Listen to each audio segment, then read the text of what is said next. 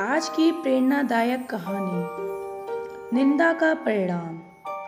कर्मफल कैसे काम करता है, आइए जाने अनजाने कर्मफलों का रहस्य।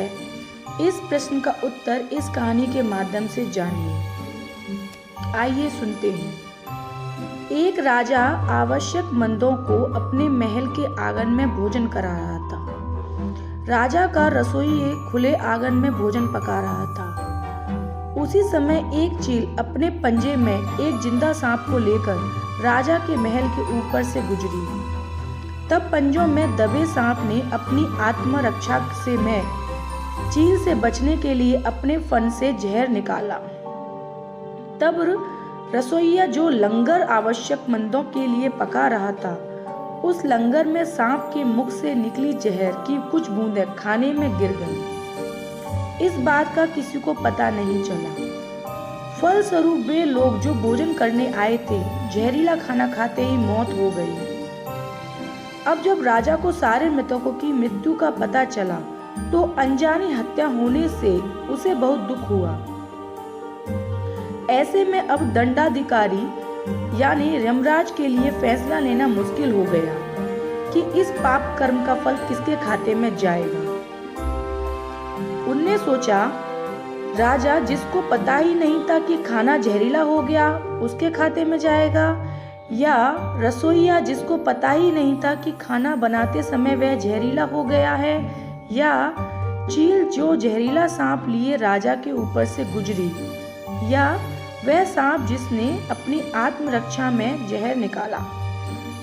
बहुत दिनों तक यह मसला यमराज के पास बिना निर्णय के विचाराधीन रहा।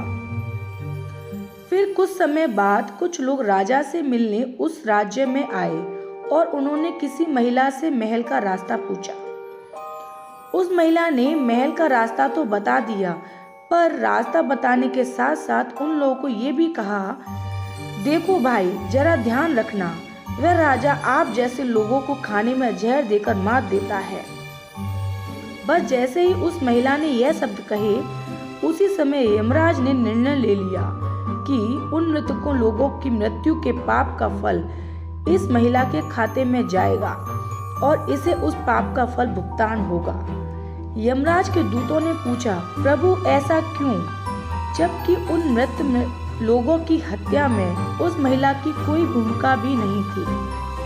तब यमराज ने कहा कि भाई देखो, जब कोई व्यक्ति पाप करता है तब उसे बड़ा आनंद मिलता है, पर उन मृत लोगों की हत्या से ना तो राजा को आनंद मिला, ना ही उस रसोइया को आनंद मिला, ना ही उस सांप को आनंद मिला और ना ही उस चील को आनंद मिला, पर उस पाप कर्म की घटना की बुराई करने के भाव से बखान उस महिला को जरूर आनंद मिला। इसलिए राजा ने उस अनजाने पाप कर्म का फल अब इस महिला के खाते में जाएगा।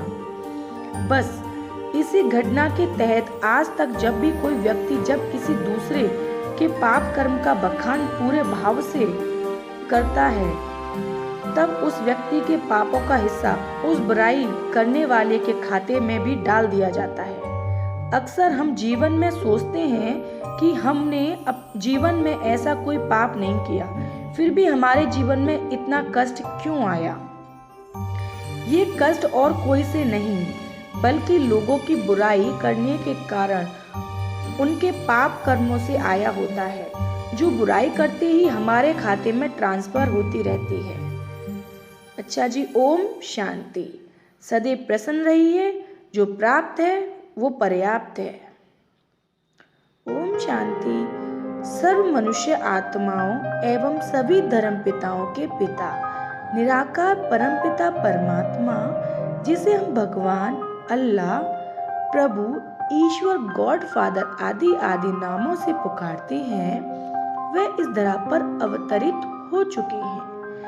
भगवान परमधाम से इस धरती पर आ चुके हैं। अधिक जानकारी के लिए जल्द ही नजदीकी प्रजापिता ब्रह्मा कुमारी ईश्वरीय विश्वविद्यालय से संपर्क करें। ओम शांति।